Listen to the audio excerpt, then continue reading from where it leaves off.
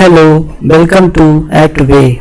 आज के इस वीडियो लेक्चर में मैं आपको इन्वर्स ट्रिग्नोमेट्री के वो क्वेश्चन बताऊंगा जिसमें कॉस थीटा आता है। तो मैं हूं अतुल और शुरू करते हैं आज का लेक्चर। तो देखो, ये हमारा चैनल एट वे, इसको लाइक शेयर सब्सक्राइब करना। और देखो, आज का जो लेक्चर है वो स्टार्ट करते हैं।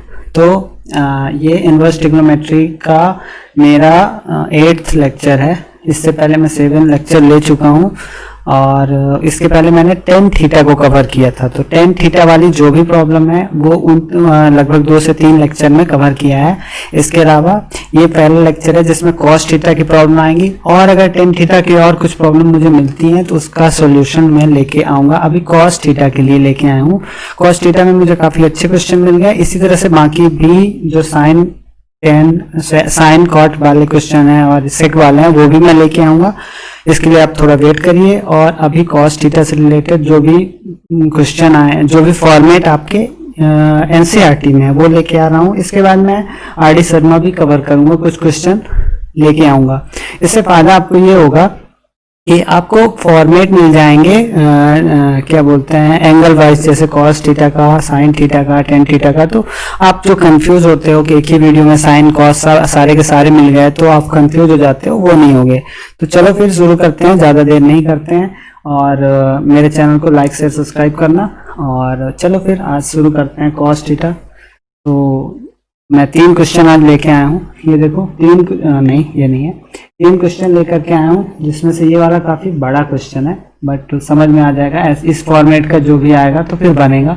और उसके अलावा ये 2 फॉर्मेट और हैं। तो चलो फिर शुरू करते हैं आज का लेक्चर, ठीक है। तो देखो, अब सबसे पहले कॉस थीटा को जान लेते हैं कि कॉस थीटा होता क्या है। जो भी जैसे टेन का है, टेन का मैंने थोड़ा सा बताया था कि टेन इनवर्स जो भी फंक्शन है, इनवर्स फंक्शन होते क्या है। तो जो भी जब आता जाएगा, जैसे कॉस का भी आ रहा है तो कॉस के बारे में बताऊंगा, जब साइन आएगा साइन के बारे में बताऊंगा। इजिली याद हो जाएगा तुम्हें कंफ्यूजन नहीं होगी। तो चलिए फिर शुरू करते हैं। तो सबसे पहले जान लो कॉस क्या है। सबसे पहले कॉस का ये डोमेन है, कॉस इनवर्स का डोमेन है, कॉस इनवर्स का जो डोमेन है वो होता है -1 से 1 के बीच। और अगर कॉस होगा यहीं पे, इसकी जगह अगर हम कॉस ले लेते हैं, ये तो कॉस इनवर्स है, कॉस थीटा होता मान लो, तो फिर इसका क्या हो जाता, इसका हो जाता 0 से पाई, ठीक है, डोमेन, ठीक है। 0 से पाई क्लोज होता है, ठीक है। ये -1 से 1 होता है इसका डोमेन जब ये नॉर्मल इनवर्स फंक्शन है। जब ये नॉर्मल फंक्शन होता है कॉस थीटा, तो उसका इसका डोमेन ये होता है, ठीक है। रेंज हो जाती है और डोमेन ये हो जाता है, ठीक है ना। ये उल्टा हो जाता है, जब इनवर्स रहेगा तो डोमेन ये, रेंज ये, ठीक है। आर लिख रहा हूँ, आर का मतलब रियल नंबर मत लेना, रेंज है, ठीक है। तो ये रेंज है, ठीक है। तो इस तरह से हम इसको याद कर सकते हैं कि उल्टा हो जाएगा, बस और कुछ नहीं। तो एक एक करके याद करोगे आसान रहेगा, इकट्ठा करोगे भूल जाता है, ठीक है। तो कॉस इनवर्स का डोमेन होगा -1 से 1 के बीच, और रेंज होगी 0 से जब कॉस थीटा रहेगा तब इसका डोमेन होगा 0 से पाई। और जब इनवर्स फंक्शन होगा तो जब इसका रेंज देखेंगे, इसका रेंज देखेंगे तो वो हो जाएगी 0 से पाई, ठीक है, इनवर्स की, ठीक है। और उसका डोमेन क्या हो जाएगा -1 से 1। तो ये थोड़ा सा कंफ्यूज करता है। नॉर्मली बुक में दिया हुआ है, एक बार देख लोगे तो इतना भी टफ नहीं है, इसलिए तुम समझ जाओगे। तो फिर चलो स्टार्ट करते हैं, और कुछ देखता हूँ, कुछ बताने लायक है। इसका मैं थोड़ा सा तुमको एक चीज और बता देता हूँ। देखो कैसा ग्राफ बनता है, कॉस का ग्राफ देख लो। कॉस का ग्राफ स्टार्ट कहाँ से होता है, तो कॉस का ग्राफ जब भी स्टार्ट होगा तो वो यहाँ से नहीं होगा, ठीक है। ये तो हो गया 0, ठीक है, ये हो गया y, ये हो गया x। कहीं कहीं यहाँ y और यहाँ कुछ और लिखा हो सकता है, या यहाँ कुछ भी ना लिखा हो, यहाँ सिर्फ y लिखा हो, तो बात एक ही है, ठीक है। तो मान लो ऐसा है, ठीक है, बल्कि वैसा ही कर ही देते हैं, ठीक भी रहे।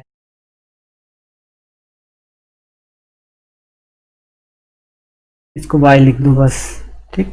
तो अब ये कैसा स्टार्ट होता है, देखो cos थीटा, अब ये cos थीटा है नॉर्मल, और cos इनवर्स के लिए भी यही होगा।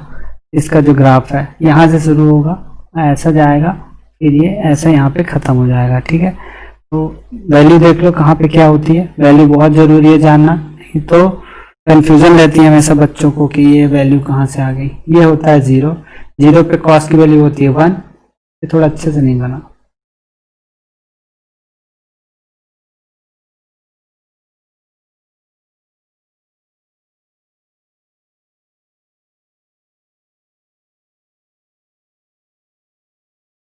यहाँ से शुरू होता है, यहाँ पे जाके खत्म हो जाता है, ठीक है। और ये यहाँ पे, ठीक है, cos थीटा, ये होता है 0, ये होता है y, ठीक है, इसको y लिखते हैं। तो अब वो बस सिंबल है, कुछ उसमें वो मत लगाना साइन, वो वाला वो चीज़ है नहीं। तो यहाँ पे 0 पे इसकी वैल्यू क्या होती है, सबसे ज़्यादा होती है 1, और यहाँ पे होती है 1, ठीक है। यहाँ दो जगह 1 होती है, यहाँ होती है -1, ठीक है।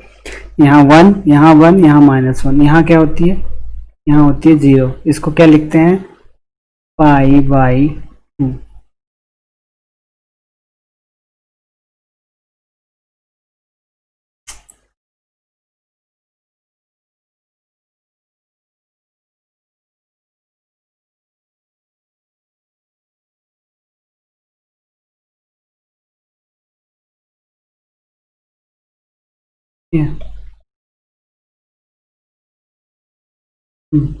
यहाँ पे होती है 1, ठीक है, इसको लिखते हैं। और यहाँ पे होती है क्या, यहाँ पे होती है 0, यहाँ पे -1, ठीक है, और यहाँ पे 1, ठीक है। इसको क्या लिख सकते हैं, और ये एक यहाँ होती है, यहाँ भी 0 ही होगी, ठीक है। तो इसको कैसे लिख सकते हैं, लिखने का तरीका आना चाहिए, इसको ध्यान से देखना, जल्दी में मत पढ़ना कि अरे ये क्या कर रहे हैं, बहुत ज़रूरी है। ये 0 हो गया, ये नहीं बनेगा, ये वाली वैल्यू को मैंने 0 लिखा है, ये लिखा है π/2, ये π/2 पे इसकी वैल्यू 0 होती है। यहाँ पे क्या होता है, पाई, ठीक है, यहाँ पाई होती है, ये 180 डिग्री होता है कॉस का, और ये क्या होता है 3π/2, ठीक है, और ये 2π, ठीक है। तो अब दिखाना आसान होगा तुम लोगों को कि देखो यहाँ 0 पे 1 कब होती है, जब 0 पे होता है, जब वो चलता है तभी से कॉस की वैल्यू 1 होती है। फिर जब ये π/2 पे मतलब पड़ता है, यानी 90 डिग्री पे पहुंचता है, तो इसकी वैल्यू हो जाती है 0, ठीक है, इसकी वैल्यू हो जाती है 0 π/2 पे। फिर पाई पे क्या हो जाती है, पाई मतलब 180 डिग्री, 180 डिग्री, और ये 270, ये 270 डिग्री है, ठीक है, ये 270 डिग्री है, 3π/2, यहाँ पे भी 0 होती है। और पाई मतलब 180 डिग्री, 180 डिग्री पे क्या होती है -1, और 2π मतलब 360, 360 पे क्या होती है 1 होती है, ठीक है। तो कुल मिलाकर के तुम देख सकते हो, दो जगह 1 है और एक माइनस। तो कैसा कह सकते हैं कि जो कॉस की वैल्यू होती है 1 से -1 के बीच होती है, ठीक है, इसका जो डोमेन होता है। और फिर जब हम डोमेन निकालते हैं इसका, ये देखो, जब डोमेन निकालते हैं कॉस इनवर्स का, तो ठीक है, तो ये -1 से 1 होता है, लेकिन यहाँ पे इसको कहते हैं रेंज, तो क्या कहते हैं, कॉस की रेंज। रेंज क्यों कहते हैं, क्योंकि कॉस है, इनवर्स नहीं है, कॉस की रेंज। और कॉस की रेंज होती है -1 से 1, और क्लोज ब्रैकेट रखना हमेशा, ठीक ना। और कॉस थीटा में, कॉस इनवर्स थीटा में ये डोमेन बन जाता है, और इसको क्या कहते हैं -1 से 1, ठीक है, तो ये डोमेन बन जाता है, ठीक है, ये उल्टा हो जाता है। और जब और इसका डोमेन जो होता है, इसका डोमेन होता है 0 से पाई, ठीक है। और इसका डोमेन क्या होता है, इसका डोमेन क्या होता है,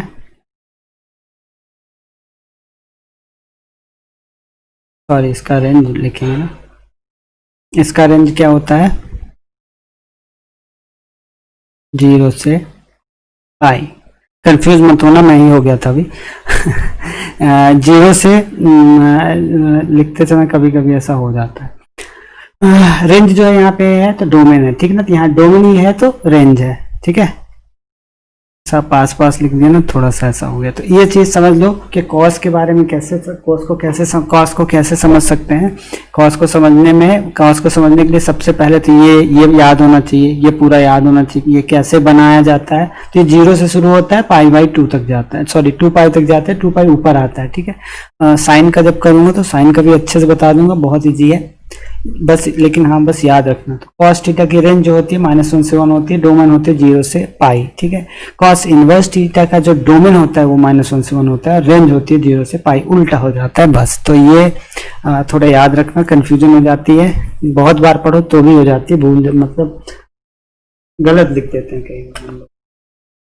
तो चलो फिर आगे चलते हैं। इसके अलावा इसमें क्या बताना है, इसके अलावा इसमें वैल्यू देख लो कॉस थीटा की वैल्यू क्या होती है, 1/√3/2, ठीक है, 1/√2, 1/2 और 0, ठीक है।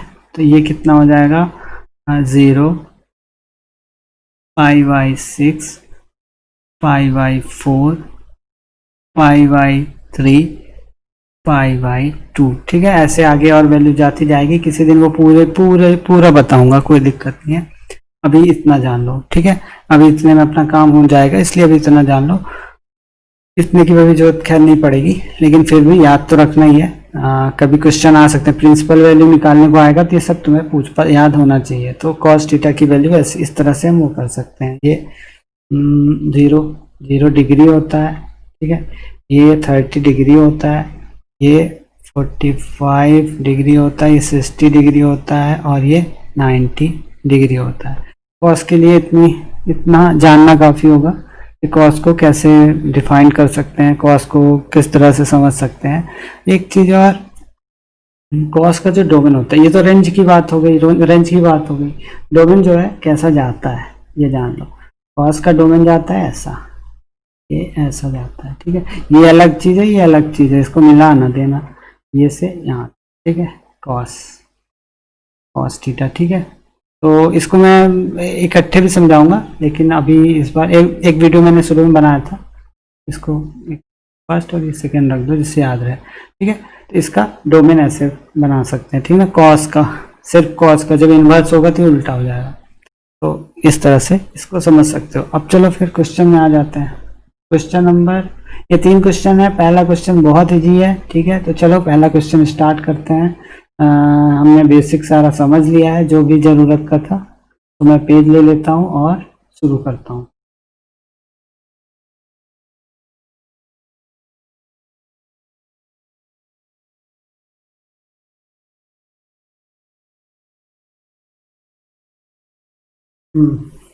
तो देखो, अभी कैसा क्वेश्चन है कि इसमें क्या लिखा हुआ है कि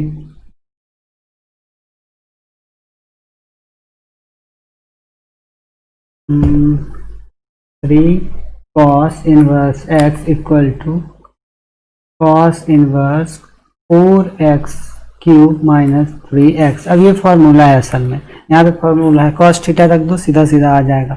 इसमें क्या कहा गया है कि जो cos है इस क्वेश्चन के मुताबिक बिलोंग कहाँ से कहाँ तक करता है, 1/2 से 1 के बीच, ठीक है ना। इसमें बिलोंग करता है, यहीं पे कुछ आंसर आएगा इसका, तो इसको याद रखना कि ये क्या रहा है। बाकी इसका यहाँ पे कोई खास ज़रूरत पड़ेगा नहीं, बट याद रखना कि क्या इसका मतलब क्या होता है। तो चलो फिर शुरू करते हैं।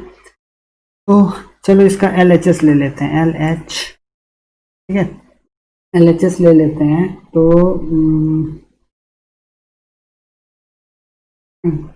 लेट कर लेते हैं, LHS क्यों लेंगे, लेट कर लेते हैं।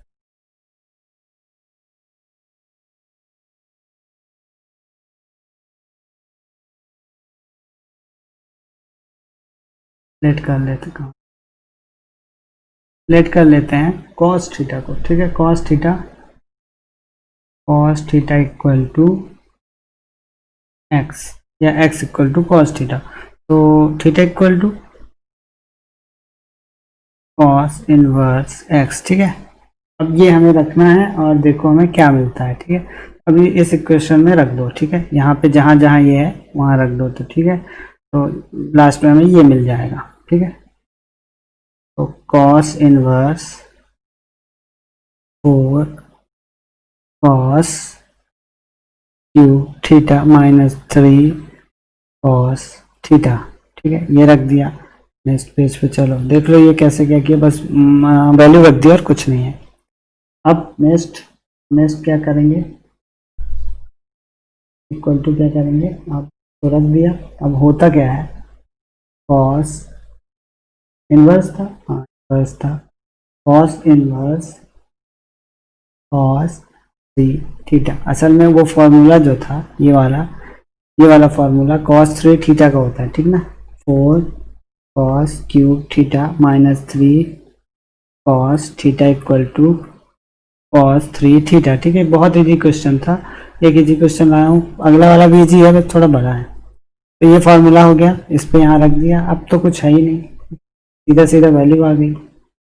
कॉस इनवर्स नहीं, इसको लिखने की जरूरत नहीं है, दोबारा से सीधा सीधा वैल्यू आ रही है कॉस 3 थीटा। ठीक है, सॉरी 3 थीटा। ठीक है, और थीटा की वैल्यू क्या थी, 3 कॉस इनवर्स एक्स। यही है इसका आंसर, ये खत्म हो गया। बहुत इजी क्वेश्चन था, और लेकिन फिर भी याद रखना आ सकता है, ऐसा नहीं है कि इजी था तो नहीं आ सकता। ठीक है, तो ये क्वेश्चन अब बार बार रिपीट करने का कोई ज़रूरत नहीं है, खत्म हो गया। नेक्स्ट क्वेश्चन देखते हैं। ठीक है, ये वाला क्वेश्चन बड़ा है और इसमें लगने वाला है टाइम। ठीक है, तो आराम से समझेंगे हम लोग।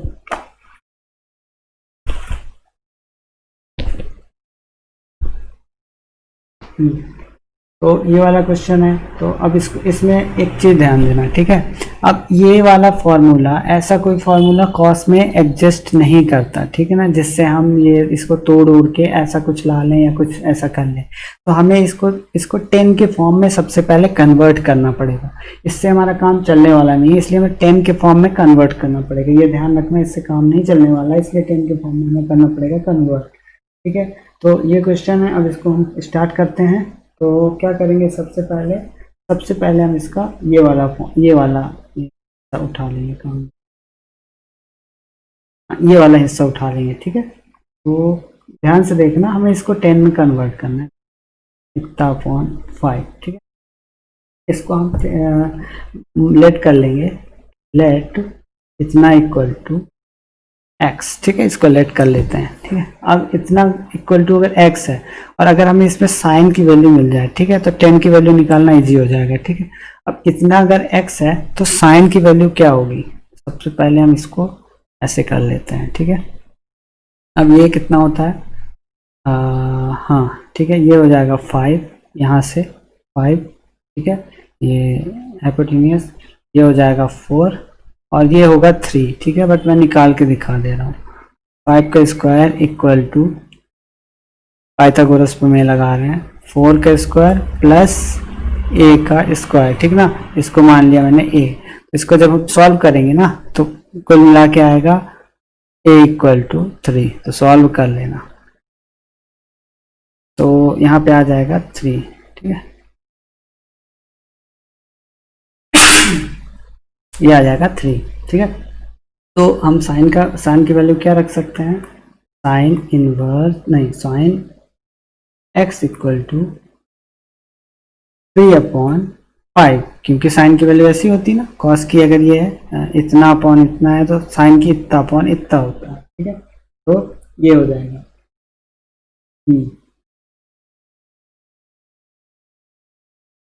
ठीक है, तो साइन की वैल्यू इतनी हो जाएगी। अब एक और चीज निकाल लेते हैं, ये sine inverse 3/5 equal to x। कुछ नहीं, इसको इधर ले आए। ठीक है, इनवर्स निकाल लिए, तो एक वैल्यू ये मिल गई, एक ये मिल गई। ठीक है, अब इसको इसके बराबर रख सकते हैं ना, ये भी x है, ये भी x है, इसको इसके बराबर रख सकते हैं।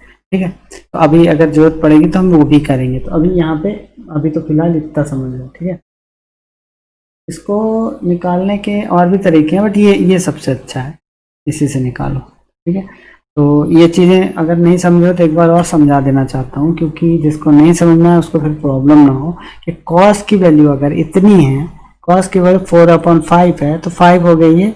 ठीक है, 4 हो गया ये। ठीक है, बेस, और यहाँ ये वैल्यू निकालनी है तो पाइथागोरस प्रमेय में रखेंगे। जब पाइथागोरस प्रमेय में रखेंगे तो ये एक बार देख ही लो, इतना इक्वल टू, हाँ इतना कितना होगा 25, इतना होगा, ये कितना होगा 16, तो ये इधर जाएगा तो 16 25 माइनस 16 तो 9 आएगा, तो 9 का 3 आएगा, तो ये वैल्यू 3 आ जाती है। ठीक है, तो साइन की वैल्यू क्या होती है, अरे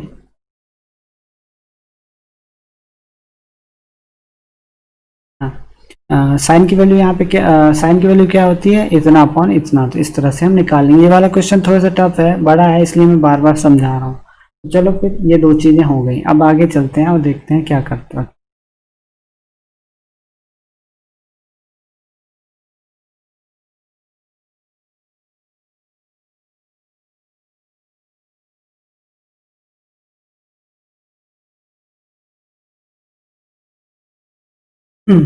ठीक है, तो इतना हो गया। अब हमारे पास क्या है,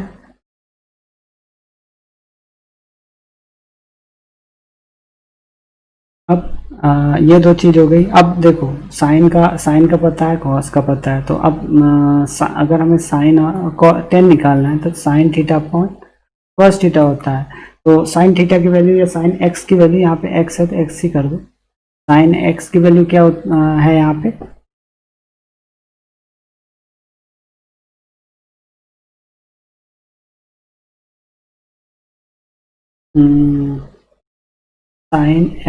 sine x upon cos x. ठीक है, तो साइन एक्स और कॉस एक्स की वैल्यू रख दोगे तो इसका इसका इसका सारा प्रॉब्लम सॉल्व हो जाएगा। कितना था, 3/5 और 4/5, ये कटेंगे और ये जाएगा इधर, तो 3/4। ठीक है, तो 10 की वैल्यू क्या आ जाएगी, इसको 10 लिख सकते हैं, 10x इक्वल टू इतना, तो 10x कितना है, 3 इक्वल टू कितना है, 3/4। तो 10 इनवर्स 3/4 इक्वल टू क्या है, x। ठीक है, एक वैल्यू तो हमें ये मिल गई। ठीक है, क्योंकि हमें 10 से काफ़ी कुछ मिल जाएगा, एक अच्छे से लिख दे रहा हूँ, 10 इनवर्स 3/4 इक्वल टू x। ठीक है, यहाँ से अब देखो, अब इसको हम हाँ इसका एक काम और कर लेते हैं। क्या आया था, 10 इनवर्स 3/4 इक्वल टू क्या था, x था, और x इक्वल टू क्या था, x इक्वल टू, अब हमें साइन की जरूरत तो नहीं है बट cos की जरूरत पड़ेगी। तो देखो यहाँ पे cos की वैल्यू क्या आई थी, cos की वैल्यू आई थी x equal to cos inverse 4/5। ठीक है, तो 4/5 को वहाँ पे रख देंगे। ठीक है, cos इनवर्स 4/5। ठीक है, और इसको इक्वेशन नंबर फर्स्ट दे देंगे। ठीक है ना, 10 के बराबर ये है। ठीक है ना, लास्ट में हम इन सब इक्वेशन को मिला के और 10 वाला फॉर्मूला लगा देंगे। जब लगाऊंगा तो तुम समझ जाओगे, अभी थोड़ा सा प्रॉब्लम हो रही होगी। तो ठीक है, ये हो गया। अब इसको इक्वेशन नंबर फर्स्ट दे दो। ठीक है, अब फिर से वही चीज करते हैं जो यहाँ पे किया था। क्या किया था, जो यहाँ पे किया था ना, लेट किया था इतना इक्वल टू, वो अब इसके साथ करेंगे। ठीक है ना, कॉस इनवर्स 12/13, कॉस इनवर्स 12/13। ठीक है, तो कॉस इनवर्स 12/13। ठीक है, इक्वल टू क्या हम लिए, x। ठीक है, तो इतना इक्वल टू x लिए। अगर अभी यहाँ से साइन की वैल्यू पता चल जाए तो 10 की वैल्यू पता चल जाएगी। ठीक है, तो साइन की वैल्यू निकाल लेते हैं, फिर से वही चीज, वही पाइथागोरस प्रमेय लगा देंगे। ठीक है, तो ये हो जाएगा 13 यहाँ से, और ये हो जाएगा 12 यहाँ से, 13 में 13 हो जाएगा 116। अब ये सब लोग जानते हो इसलिए मैं अब ये बार बार नहीं कर रहा हूँ।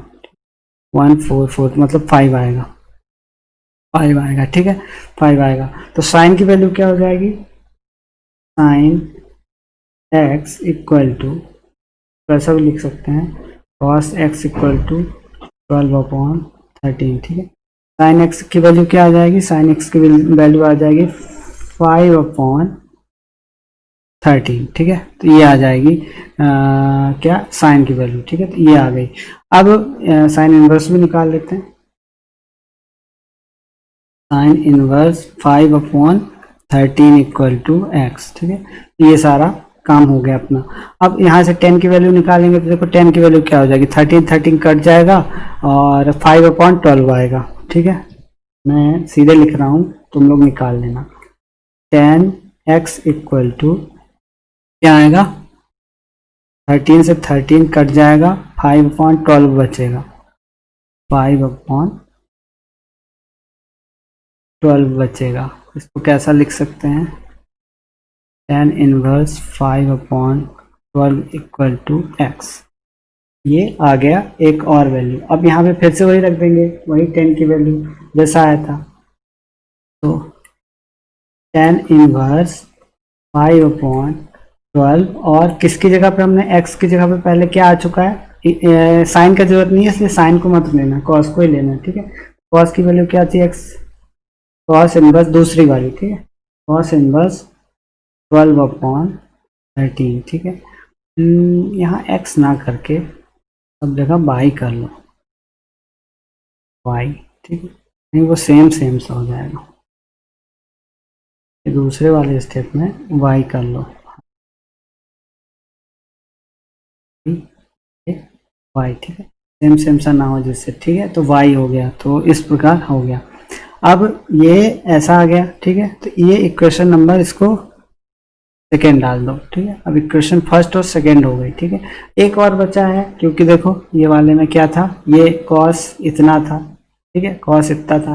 अब इसको भी निकाल लो, इसको भी निकाल लोगे तो फिर क्या हो जाएगा, पूरा 10 की हमें वैल्यू मिल जाएगी और 10 में ही हम उसको सॉल्व भी करेंगे, ठीक है। चलो कर लेते हैं। इक्वेशन फर्स्ट और सेकंड हो गई। अब जेड मान लो अगली वाली को, कॉस इनवर्स और उसकी वैल्यू क्या थी, 12/12 थी, 33 थी,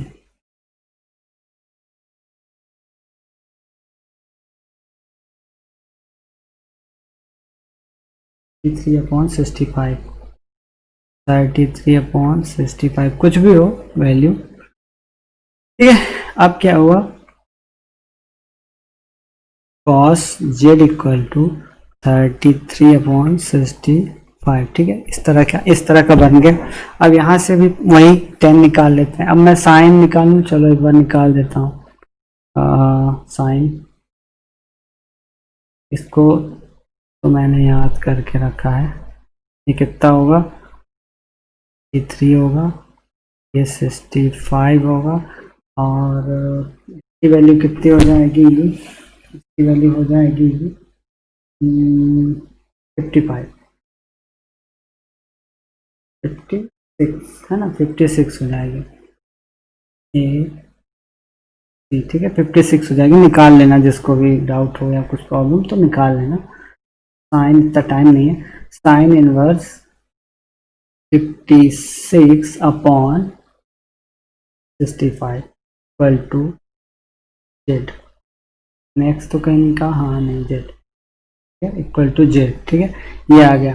तो साइन जेड इक्वल टू 56/65, ठीक है, ये आ गया। अब इसको क्या है, ये सारी चीजें आ गई। अब 10 निकाल लेते हैं यहाँ से। तो 10 अब मैं डायरेक्ट लिखूंगा क्योंकि तरीका मैंने बता दिया है। तो 10 z equal to, 10 z equal to कितना हो जाएगा, 10 जेड इक्वल टू साइन और कॉस का अगर आ गया है ना, तो 10 जेड इक्वल टू इजिली हमको आए 10 जेड, तो 56/30, ये तो 10 जेड आ जाएगा। तो 10 इनवर्स 56/3 इक्वल टू आ जाएगा जेड, ठीक है। अब जेड की जगह पे फिर से वही रख देंगे जो हमारे पास था, 10 इनवर्स, और कॉस की वैल्यू क्या थी, कॉस की वैल्यू थी कॉस, तो कॉस इनवर्स 33 3/65, ठीक है, क्वेश्चन नंबर 3, ठीक है। अब इक्वेशन फर्स्ट को देखो, ठीक है, सारी वैल्यू जो भी 10, देखो इसकी जो भी वैल्यू थी यहाँ आ गई और उसी तरह से सारी वैल्यू हमें मिल चुकी है। अब हम इसे कैसे लिखेंगे, देखो कैसे लिखेंगे, देखो यहाँ पे इसकी जगह पे हम 10 की, इसकी जगह पे 10 की और इसकी जगह पे भी 10 की लिखेंगे और फिर 10 का फॉर्मूला लगा के इन सबको निकाल लेंगे। ठीक है, तो जब इसको सॉल्व कर देंगे ना तो यही आ जाएगा, मतलब 10 वाली वैल्यू में जो भी आया होगा वो आ जाएगा। ठीक है, 10 की वैल्यू में आएगा, सॉल्व करता हूँ, समझ में आ जाएगा तुम्हें। ठीक है, अब ठीक है, अब equation number first and second. ठीक है, इक्वेशन फर्स्ट और सेकेंड ले लेते हैं। फर्स्ट और सेकेंड क्या है?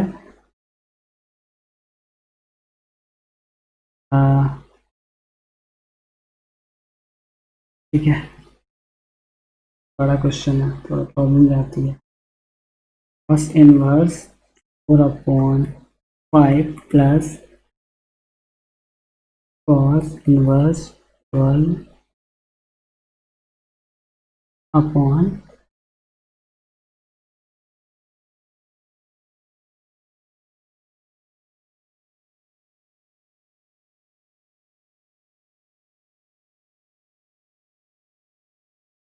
12/13। ठीक है,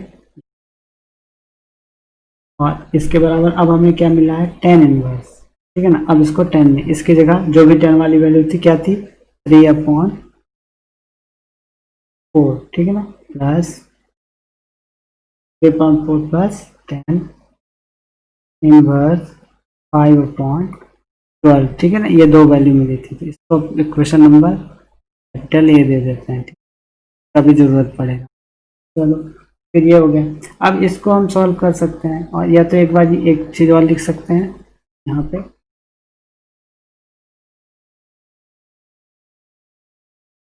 उसको सॉल्व करना हमारे लिए टफ था। उसको सॉल्व करना हमारे लिए टफ इसलिए था कि कॉस के लिए हमारे पास कोई फार्मूला नहीं है, लेकिन 10 के लिए देखो 10a plus 10b 10x plus 10y का फार्मूला है।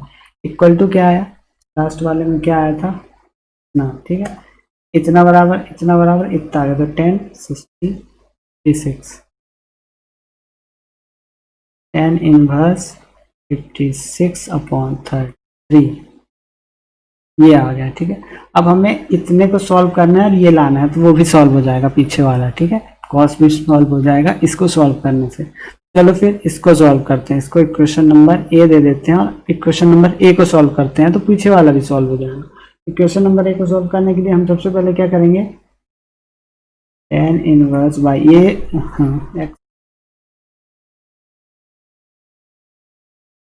tan इनवर्स x, ये वाला ऐसा क्वेश्चन था इसलिए मुझे टाइम तक समझाना पड़ा तुम लोग, जिससे कोई प्रॉब्लम ना हो।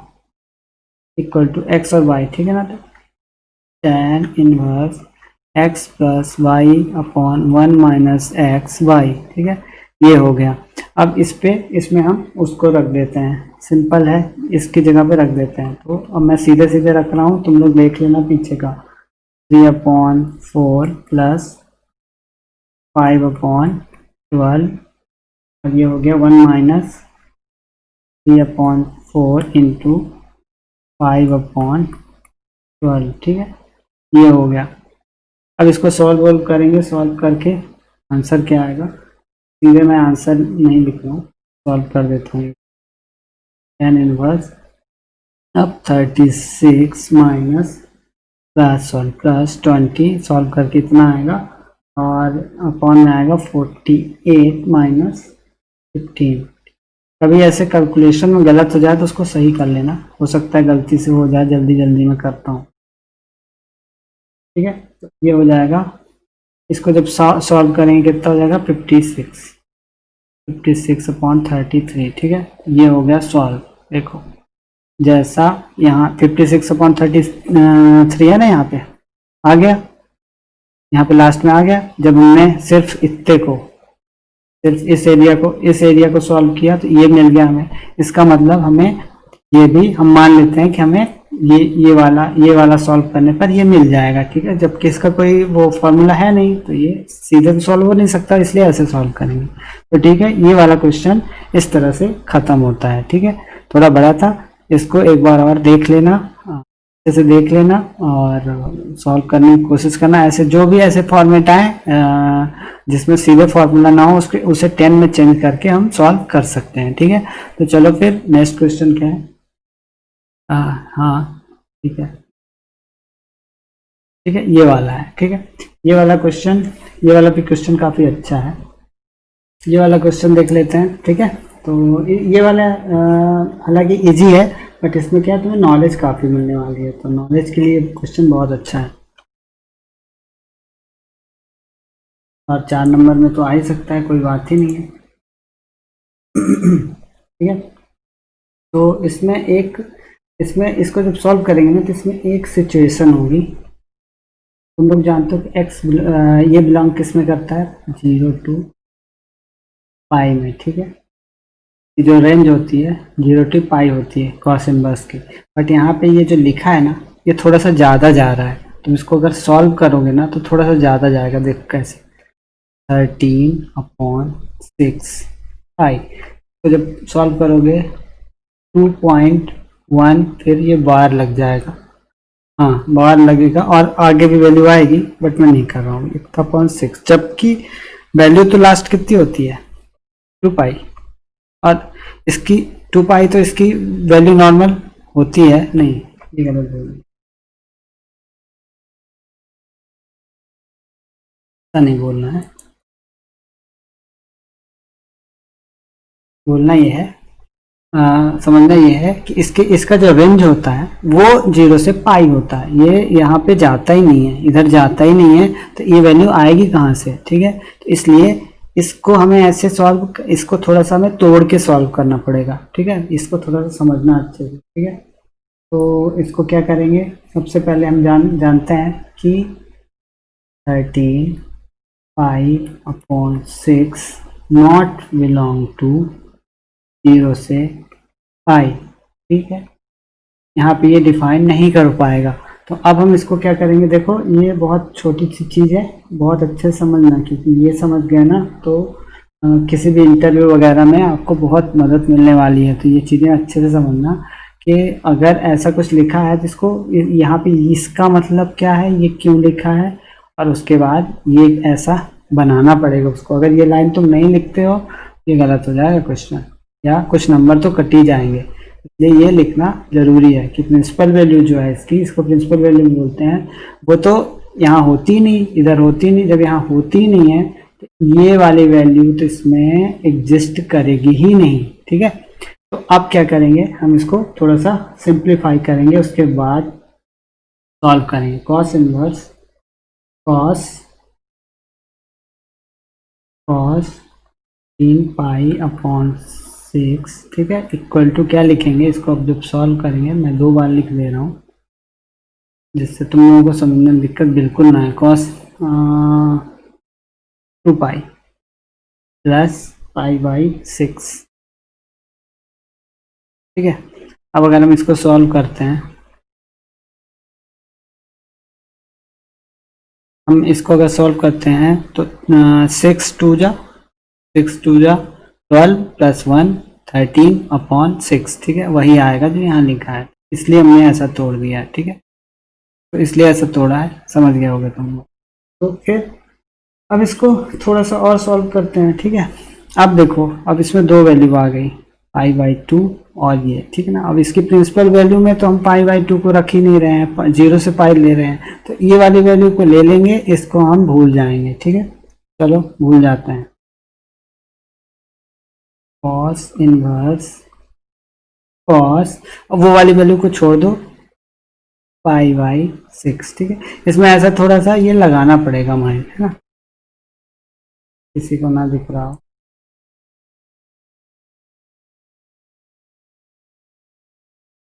ठीक है, तो गलत हो जाएगा, ठीक है। ये आ गया। अब देखो इनवर्स और ये तो कट जाएंगे, ठीक है, ये तो कट जाएंगे, ठीक है। आएगा क्या,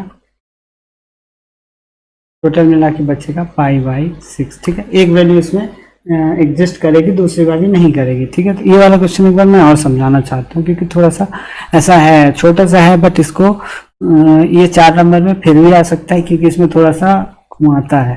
तो देखो सबसे पहले समझ लो कि ये ऐसा दिया हुआ, तो पहले तुम इसको सॉल्व करेंगे, इस छोटे वाले ब्रैकेट को सॉल्व करेंगे, और उसको सॉल्व करने से पहले हम इस चीज को सॉल्व करेंगे। ये क्या, इसमें इस डोमेन, इस रेंज में इस रेंज में क्या ये आता है, इस रेंज में क्या ये एग्जिस्ट करेगा, तो हम साफ जानते हैं कि नहीं करेगा। इसको हम फिर क्या करेंगे कि पहले तो बता देंगे भाई ये तो एग्जिस्ट करता ही नहीं है। जब करता ही नहीं है तो इसको हम थोड़ा सा सिंप्लीफाई करेंगे, कुछ ऐसा बना देंगे, ठीक है, कुछ ऐसा बना देंगे। फिर इसको कर देंगे 0 क्योंकि ये तो एग्जिस्ट नहीं करता, इसको खत्म कर देंगे। हम यहाँ पे यही कर सकते हैं और कुछ नहीं, इसको खत्म कर देंगे, इसको खत्म कर देंगे और इसको बस ले लेंगे और इसी की वैल्यू लिख देंगे। तो हमारी प्रिंसिपल वैल्यू क्या आई, प्रिंसिपल वैल्यू ये आ गई इसकी, ठीक है। तो ये क्वेश्चन यहाँ पे होता है खत्म, और ठीक है, और यहीं पे आज ख़त्म करते हैं। अगले वीडियो में मिलता हूँ और लिखता हूँ और दूसरे कौन से क्वेश्चन हैं जो तुम्हें तंग कर सकते हैं, प्रॉब्लम कर सकते हैं कॉस के। अगर मुझे और मिलेंगे RD शर्मा वगैरह में तो मैं एक दो या तीन क्वेश्चन और 2 या 3 पैटर्न और लेके आऊँगा। फिलहाल ये ऐसे क्वेश्चन हैं जो पूरी NCERT में से सबसे अच्छे क्वेश्चन मुझे लगे और इसी से सारा कवर हो जाता है। जो 1-2 बचे होंगे मैं और करा दूंगा पैटर्न, बाकी इनके अलावा क्वेश्चन और हो सकते हैं लेकिन पैटर्न नहीं रहेगा, ठीक है। 3-4 पैटर्न ही हैं तुम्हारी NCERT में, 10 के सबसे ज़्यादा हैं, तो 10 के तो मैंने 6-7 पैटर्न करवाए हैं। तो ठीक है, इस तरह से इसको हम करते हैं आज यहीं पे ख़त्म। चलो, थैंक यू, और चैनल को लाइक शेयर सब्सक्राइब करना।